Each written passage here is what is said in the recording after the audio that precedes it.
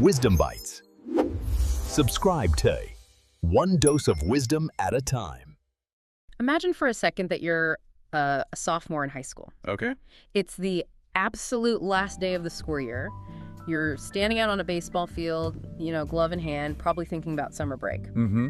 You hear this loud crack, but it's not the sound of a ball hitting the bat. No, it's the sound of the bat slipping out of a teammate's hands. And it is flying through the air, just spinning, and it strikes you directly between the eyes. That is just a nightmare scenario. It's horrific. And we're not talking about a simple black eye here. The impact shatters the skull. It breaks his nose into a U shape.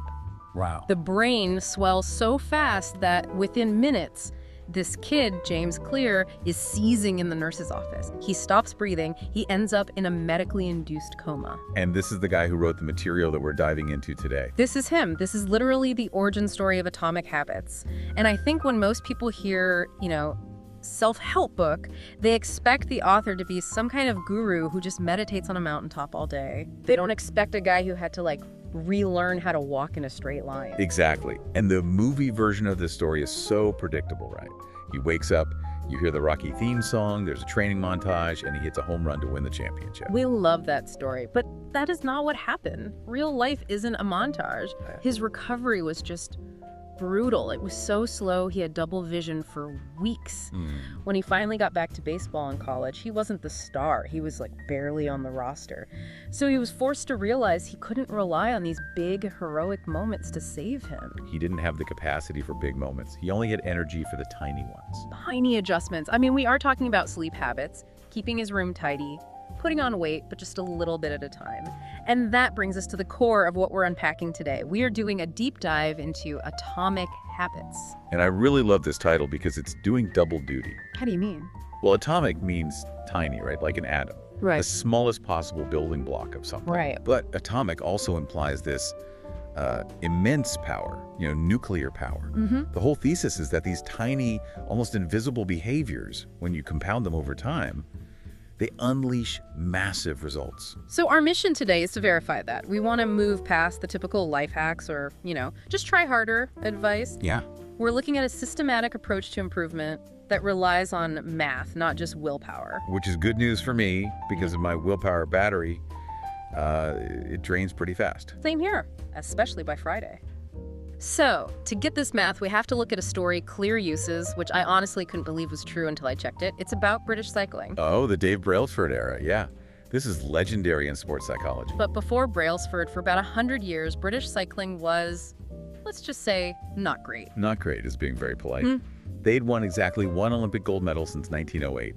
It was so bad that a top bike manufacturer supposedly refused to sell them equipment. Wait, really? Yeah, because they didn't want their brand associated with the British team. Yeah. I mean, that is rock bottom. That's humiliating. So in 2003, they hired this guy, Dave Brailsford. And if I'm him, I'm thinking, we need a revolution. We need to fire everyone, get new bikes, change the entire program overnight. Big sweeping changes. But he didn't do that. Brailsford believed in this concept called the aggregation of marginal gains. Which, I gotta say, sounds like something a really boring accountant would come up with. It does, doesn't it? But the philosophy behind it is radical. He wasn't looking for 100% improvement in one thing. He was looking for a 1% improvement in everything. And when you say everything, you mean everything. Everything. The obvious stuff, sure. Redesigning the bike seats for more comfort, rubbing alcohol on tires for better grip. Okay, that makes sense. But then they went completely off the deep end. Give me an example of deep end. Okay, so they tested different massage gels to see which one helps muscles recover faster. They hired a surgeon to teach the riders the proper way to wash their hands. To wash their hands? Think about it. You get a cold, you miss training, your performance drops. Yeah. Avoiding a cold is a 1% gain. They even painted the inside of the team truck stark white. Why white? So they could spot little specks of dust that might get into the gears and degrade the bike's performance. Okay, that sounds obsessive. I mean, maybe even a little ridiculous. Does painting a truck white actually win you a gold medal? By itself? No, of course not. But this is where the math comes in. It's the sum of all those tiny parts. 5 years after Brailsford took over, at the Beijing Olympics, the British team won 60% of the gold medals available. 60%. 4 years later in London, 9 Olympic records. 7 world records.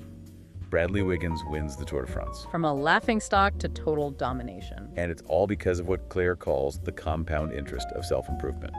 We have such a hard time with this because our brains are wired for linear thinking. If I work out today, I want to see a muscle tomorrow. Right, if I save money this week, I want to feel rich by the weekend. Exactly. But that's not how it works. Claire breaks down the math. If you get 1% better every single day for a year, you don't end up 365% better. You end up 37 times better. 37 times. Yeah. That's the power of compound. And on the flip side, if you get 1% worse every day, you degrade down to basically 0. The problem is, we ignore the small changes because they don't seem to matter in the moment. Eating 1 burger today doesn't make you obese. Skipping 1 study session doesn't mean you failed the class. It's so easy to dismiss. You just tell yourself, oh, it's just one day. But habits are the compound interest of self-improvement. And here's the line from the book that really stuck with me. This is the aha moment for a lot of people. Results are a lagging measure of your habits. A lagging measure. Let's unpack that. That feels heavy. Well, think about it. Your weight is a lagging measure of your eating habits from the last few months. Your net worth is a lagging measure of your financial habits from the last few years. The clutter in your house is a lagging measure of your cleaning habits. So you're saying the reality I'm in right now, my bank account, my fitness, my messy garage, is just a printout of the habits I was running 6 months ago. Precisely. And that can be terrifying. Right. But it's also incredibly empowering. It means if you don't like the printout, you don't need to change the ink. You need to change the input. You change the habit today, and the printout will change. Eventually. Eventually. And that word, eventually, that's where everyone quits. Clear calls this the valley of disappointment. I feel like I own property in that valley. We all do. He used this great ice cube analogy. So imagine an ice cube on a table in a freezing room. It's 25 degrees. You start slowly heating the room. 26 degrees. The ice cube is just sitting there. 27, 28. Yeah. You're burning energy. You're putting in the effort. But when you look at the table, there is 0 evidence of your work. 29, 30, 31. Still nothing. And that's when you give up. You think this isn't working, and you stop heating the room. Exactly. But then you hit 32 degrees and the ice melts. Now, was it that 1 degree shift from 31 to 32 that did all the work? No. It was all the energy that was stored up from 25 all the way to 31. That's it. That's the plateau of latent potential. Your work isn't wasted, it's just being stored. You have to break through that plateau to see the results. That reframes the frustration completely. It's not, this isn't working, it's, I'm still at 30 degrees. Precisely. And this connects to one of the most controversial points in the book, which is that we need to stop obsessing over goals. Whoa, wait a minute. The entire self-help industry is built on goals. SMART goals, 5-year plans, vision boards. You're saying that's wrong. Not wrong, exactly, but incomplete. And maybe a little misleading. Think about survivor bias. We look at the gold medal winner and say, they had a goal to win gold, so the goal caused the success. Right. But what about the guy who came in last place? He probably wanted the gold medal just as much. Exactly. Every candidate wants the job. If winners and losers have the same goal, the goal cannot be the thing that makes the difference. That is a really, really good point. It's like everyone on the starting line has the same destination in mind. The difference is the system, the process. Plus, achieving a goal it's momentary. If your goal is to clean your messy room, and you somehow find the willpower to do it, you have a clean room for about 2 days. Until I start throwing clothes on the chair again? Right. Because you didn't change the system, the habits that led to the mess in the first place. You treated a symptom, not the cause. That's the yo-yo effect. So what's the alternative? The mantra is, you do not rise to the level of your goals. You fall to the level of your systems. You fall to the level of your systems. Wow. Okay, that's going on a sticky note on my monitor, so we need better systems. But how do you actually change? Because I feel like deep down I'm just me, you know? I'm the kind of person who leaves clothes on the chair. And that brings us to the deepest layer of the book, identity-based habits. Imagine an onion with 3 layers. An onion. The outer layer is outcomes, what you get. I want to lose 20 pounds. The middle is process what you do. I will go to the gym. And the center. The center is identity, what you believe. I am an athlete. Most people try to change from the outside in. They focus on the outcome. But Clear argues we have to go from the inside out. Can you give me an example of what that sounds like in like a real conversation? Sure. Imagine 2 people are offered a cigarette. Yeah. They're both trying to quit. The fourth person says, no thanks, I'm trying to quit. Which sounds totally reasonable. That's what I would say. It does. But the underlying belief is, I am a smoker who is currently trying to be something else. They're fighting against their own identity. Ah, I see. Now, the second person says, no thanks, I'm not a smoker. It's such a small difference in words, but it feels completely different. It signals a shift in identity.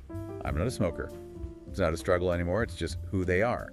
True behavior change is identity change. But hold on. How do you just decide to be an athlete if you haven't run a mile yet? Doesn't that feel fake? Like you're just faking it till you make it. That's where the feedback loop comes in. Your behaviors are basically votes. And you don't need a unanimous vote to win an election. You just need a majority. I like that. I don't have to be perfect. No. Every time you go to the gym, you cast a vote for I am an athlete. Every time you write a single paragraph, you cast a vote for I am a writer. Eventually, that pile of votes gets so high that your identity shifts. You're not trying anymore, you just are. Okay, so we've got the why, the compounding, and the who, the identity. Now we need the how, the toolkit. The book lays out the 4 laws of behavior change. Right, this is the framework. The habit loop is cue, craving, response, and reward. And there's a law for each one to help us build good habits. So let's run through them. Law number 1, make it obvious. This is about the cue. And my favorite example of this is the Japanese train system. Have you ever seen videos of the conductors? Yeah, they're always pointing at things and yelling. It looks kind of intense. It's called pointing and calling. They physically point at a signal and yell, "Signal is green."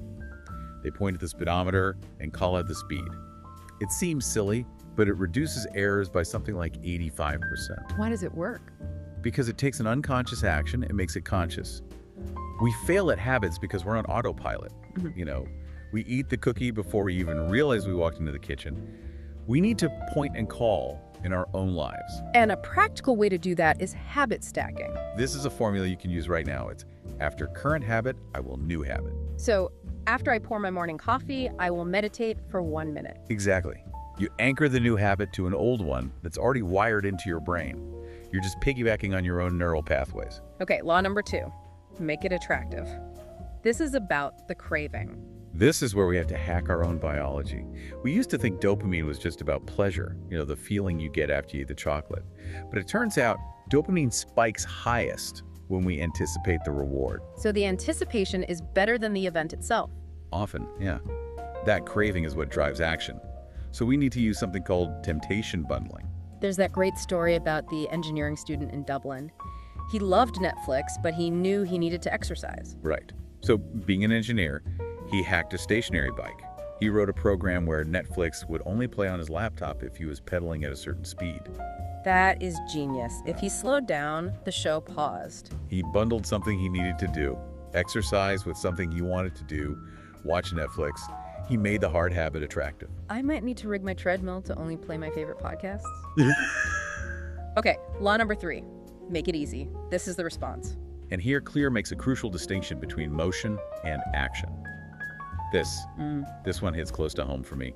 Motion is planning, it's strategizing, buying the running shoes, looking up gym memberships. It feels like progress, though. I love doing that stuff. We all do, but it produces 0 results.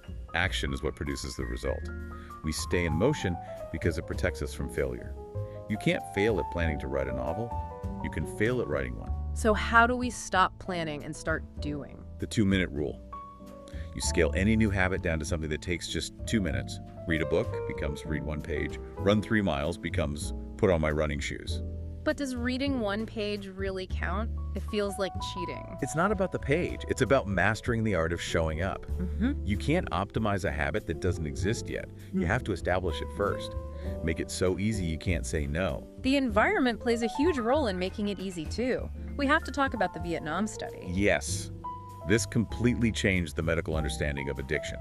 In the 70s, a huge percentage of U.S. soldiers in Vietnam were using heroin. It was a crisis. The government was terrified they'd have hundreds of thousands of addicts on the streets back home. But that's not what happened. No. When they got home, something like 90% of them just stopped. Almost overnight. No rehab, no major withdrawal. They just stopped. Because the environment changed. Exactly. In Vietnam, the cues were everywhere. The stress of war, the easy access, the peer pressure. When they went home to a suburban house, those cues were gone. It proves that what we call discipline is often just good environment design. So if I want to stop eating cookies. Don't rely on willpower to resist the cookies on the counter. Get the cookies out of the house. It's easier to practice self-restraint when you don't have to use it every 5 minutes. Be the architect of your world, not the victim of it. Okay, finally, law number 4. Make it satisfying. The reward. The problem here is an evolutionary mismatch. Our brains are wired for immediate returns. Our ancestors focused on eat food now, avoid tiger now. Survival mode. But modern life is a delayed return environment. You save money now for retirement in 30 years. You go to the gym now to maybe look good in 6 months. Our brains hate that gap. We need to feel successful now. We need a hack to bridge that time gap. Exactly. One of the best stories is the paperclip strategy. A sales guy had 2 jars on his desk. One was empty. The other had 120 paperclips. And his job was to make sales calls. Right. And every single time he made one call, he moved one paperclip to the empty jar. He didn't stop until all 120 clips were moved. It sounds so trivial, but there's something so satisfying about seeing that pile grow. It provides visual proof of your hard work. It closes the feedback loop. It says you did good today. That's why habit tracking, putting an X on a calendar, is so powerful. The goal just becomes, don't break the chain. But we're human. Life happens, you get sick, you travel, the chain breaks. And that leads to maybe the most important rule for long-term success. Never miss twice. Never miss twice. Missing once is an accident, a bad day. It happens. Missing twice. That's the start of a new bad habit. The problem isn't the slip-up. It's the spiral that can follow. If you miss a workout, don't say, well, this week's ruined, I'll start again Monday. No, you get back to it the very next day. You're not trying to be perfect, just consistent. Exactly. I love that. It just takes all the pressure off. So to bring this all home, we started with this idea that tiny changes, these atomic habits, compound into huge results. We learned to stop obsessing over goals and start building systems. To focus on who we want to be, our identity, not just what we want to achieve. And we have the 4 laws. Make it obvious, make it attractive, make it easy. Make it satisfying. The whole toolkit. And you just have to remember, success isn't a finish line you cross. It's a system you maintain. It's not about one big moment. It's about the commitment to the process, day in and day out. That is such a powerful place to land. So I have one question for you listening right now. Think about that identity you want. Maybe it's writer or runner or just an organized person.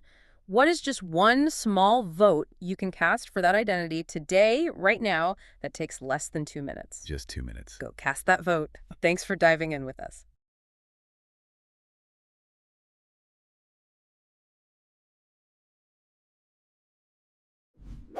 Wisdom Bites.